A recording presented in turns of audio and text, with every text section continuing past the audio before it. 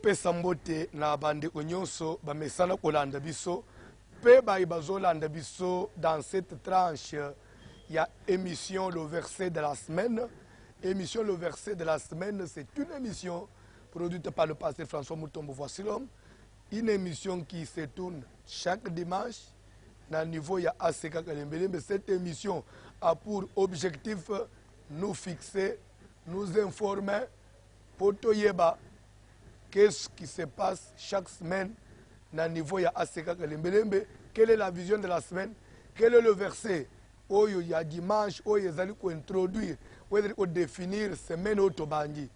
Comme pour cette semaine, verset nabiso ezali Josué chapitre 9 tozotanga le verset 15.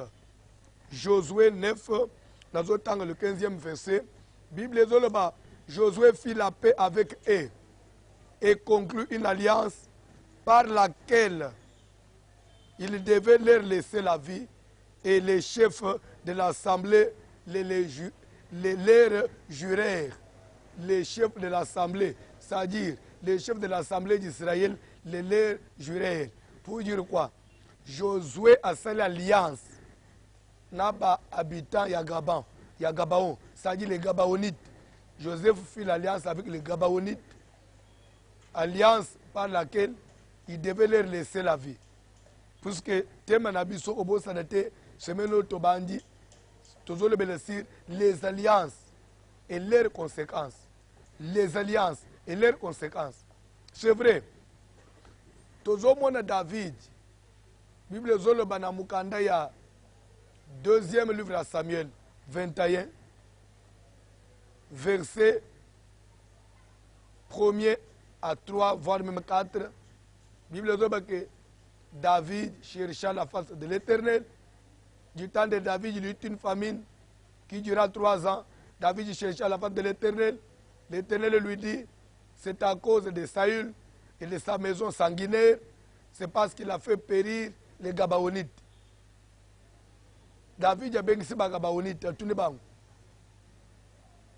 que puis-je faire pour vous? Et avec quoi ferai-je l'expiation? Et pourtant, la Bible dit que les Gabaonites n'étaient point d'entre les enfants d'Israël. Mais Israël s'était lié envers eux par une alliance, par un serment. Et serment, c'est Josué 9, 15. Josué a fait alliance avec les Gabaonites. Josué a Jirak, l'ancien Israël a Jirak devant les Gabaonites. Que toko salibino mabete, toko bo mabinote. Saoul a yé, sans qu'on y ait alliance et salamak. Na loyenge ya bu jeunesse azu pouvoir na zela zalaki nango sans même kotuna que nini leka na mboko na bakoko na biso basala nini azu mupanga bandiko mabaka baonite.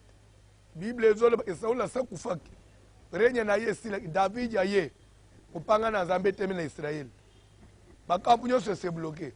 David atuni nini Nzamba no bisuki makambo se bloqué eza cause ya Saul. Mais Saul ango azawa osakufa bana ne bakufa siko makambo otelema na tango ya David o abomaki bagabaonite. Donc David, Saul n'était pas censé oublier bagabaonite. Pourquoi? Parce qu'il y avait une alliance.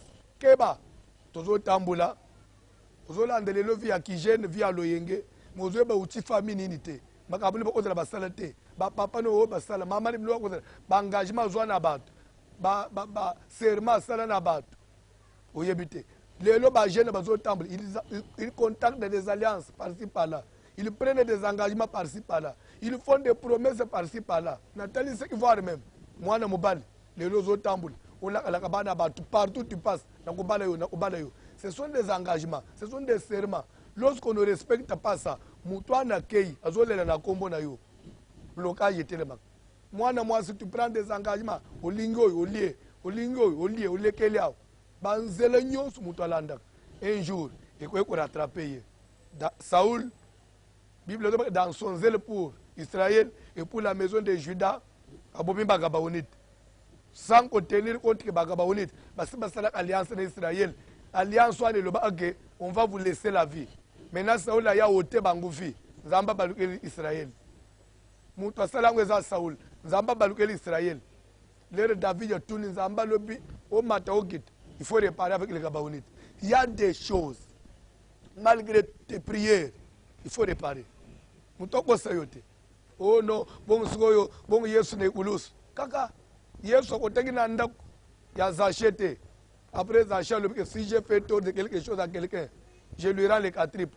Yesu alobate ne devait rien à personne. Bible dit que n'y a point de fraude envers vos frères, car Dieu tire vengeance. Yo risque les lois, abilo amuto meli, ou une église, on zambalim sanga pesili. Keba na ba engagement, keba na ba alliance. Keba na maloba, keba na ba promesse, ozo pesa bato. Lelo bato bazo souffrir na mokili awo. Akoyeba soute passé na ye. Azo bosa na même passé à libota na ye. Passé ya makambu Saoul a sala et ye ko rattraper David. Et parce qu'il m'a rattrapé David, il fallait réparer. Et pour réparer Bakabaonite Balobi, qu'on nous livre 7 hommes d'entre les fils de Saoul, nous les pendrons devant l'Éternel. Et après quoi, notre colère pourra se calmer et nous bénirons l'héritage d'Israël. La Bible dit que David a hésité. A luki bana ya Saoul. Agenda Hollande na bana ya bana ne baziki musika. Pour il se fait à livrer na Bakabaonite, babomi bango. La Bible dit que c'est alors que la colère de l'Éternel se calma. Ah bon? Awan Zambé Zambé a mawate. Awan Zambé a changé. Et pourtant la Bible dit, il est le même hier. Aujourd'hui éternellement. Le tout n'est pas de prier. Il faut connaître Dieu. Il faut connaître les principes de Dieu. Aux amoisi à Liban, tu ne respectes pas le serment. Le lobby mana oi. Moi c'est à Liban, c'est prostitué. Aïe des fausses aux abanzés Liban, aux obotananda à Liban. Sache que c'est l'opprobre. Yanda unayo ya vi na yo. Soni liwa ya bana na yo ndo ozotonga. Lobby attendez-les. Ça va rattraper tes enfants.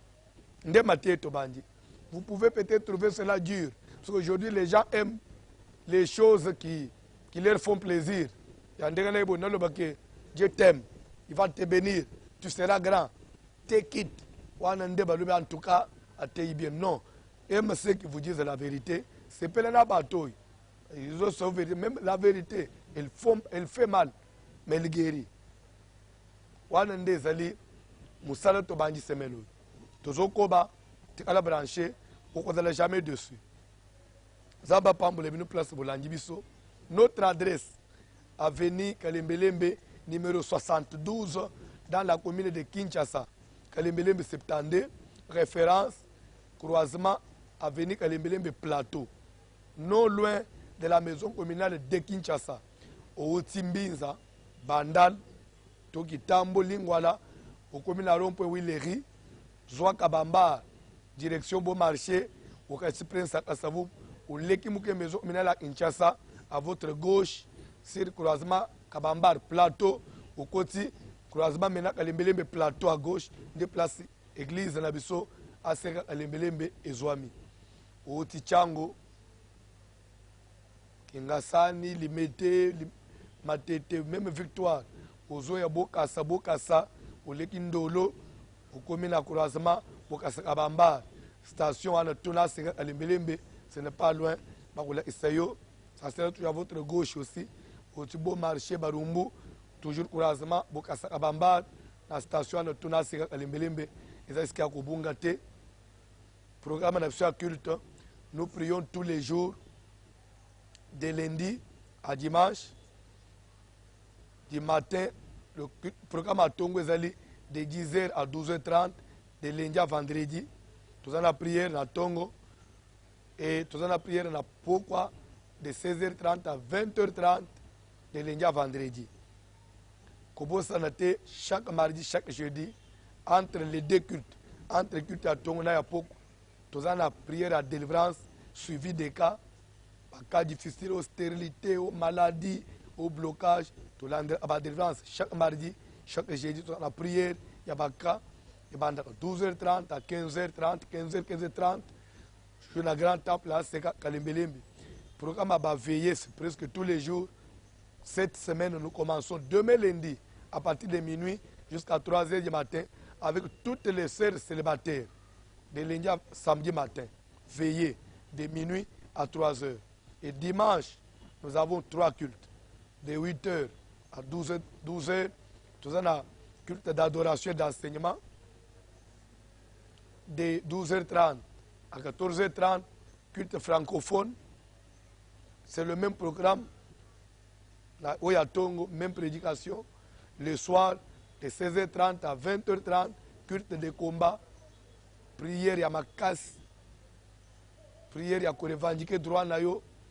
Prière à bitumba ya ilonga. Wana ta osambela kawapi.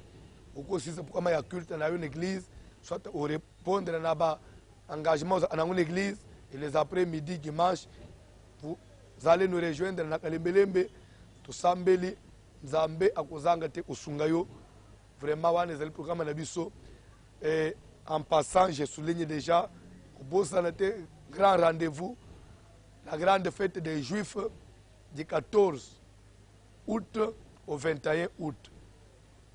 Du 14 au 21, la grande fête des Juifs, avec comme thème, si je n'eusse pas eu pour moi les dieux de mon père, tu m'aurais maintenant renvoyé à vide. Ce qui est la pona nzambete, ce qui est la nzambete, mbelo bimisanga imabo upolele, mbeli mukilio to bima pamba, mbeli toza batute, mbeli kona nzamba zali, lelo oza mutu, lelo ozupe valeur, nde tema na biso. Pour yebisa batu nyonso bazokanisa ke tu ne feras rien non à cause de Dieu jakobo bisa là-bas soki nazalaka na nzambe te mbeli yo na makanisi na yo baintention na yo ngana bima o mutu te mais lokola nazalaki na nzambe akonfondre tika na campagne oyo nzambe akonfondre batu nyonso bazolinga yo bima mabo upolele wana nde tema na biso ya campagne ya mbala oyo du 14 au 21 août 2016 de 15h à 21h le soir et du 16 au 20 août les avant-midi école du ministère avec les orateurs au Bozolanda na sport. Zamba Pambula Bino, au Bossanate, programme à jeune sœur, Lobi Lendi, Nabutu, te samedi na Tongo, service à délivrance, on zambari commandé Ibis. Kola Pambula Bino place Bozwami, na Pambuli, on a la technique Papa Likonzi.